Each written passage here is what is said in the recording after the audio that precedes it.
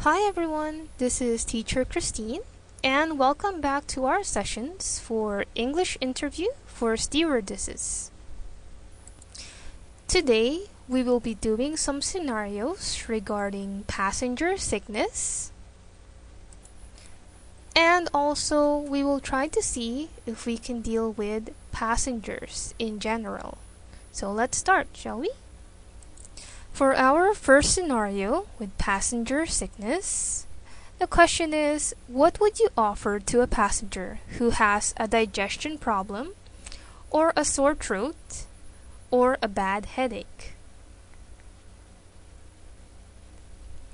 One possible answer is that if a passenger has a digestion problem, I would offer them some milk to help calm their stomach.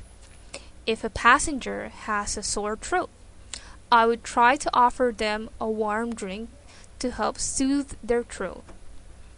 Finally, if a person has a bad headache, I would then offer them some headache medicine.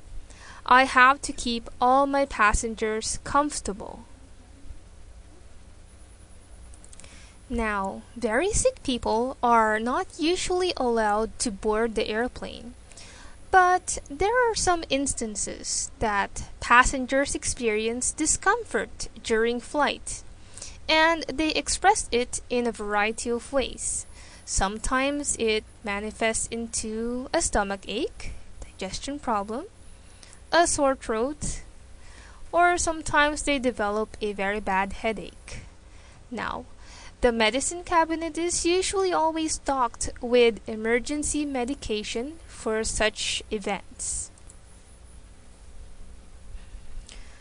Another possible answer that I've written down is I would first ask the passenger if there are any medications that he or she is not allowed to take. Then I would offer stomach, throat, or headache medicine to relieve his or her pain. It is important to know if the passenger has any allergies to any medication that we might have before we provide them medicine. So we must always ask if there are anything that he or she is allergic to or is not allowed to take according to their doctor. Now, if you're in such a scenario, how would you handle these kind of events?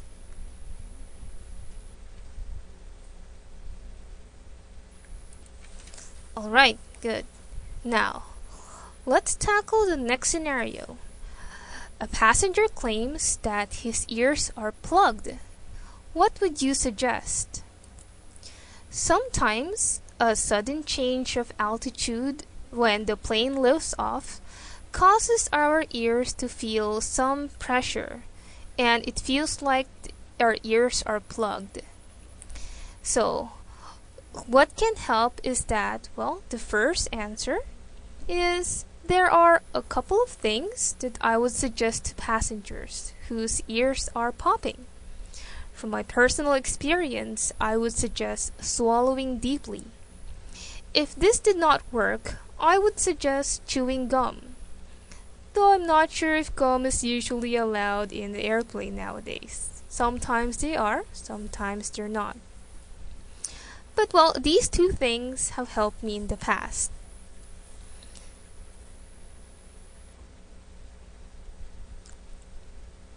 Another answer that I've written down is that I would also suggest to the passenger to try yawning, since it sometimes helps with balancing the pressure felt in our ears due to sudden change of altitude. Another way is that you can try to drink a whole glass of water without breathing. Just drink the whole glass in one drink. And there are other people who would suggest to try breathing in and out of a paper bag. So, if it were you, do you have any suggestions on how to take away the plugged feeling in the ears or the popping feeling in the ears?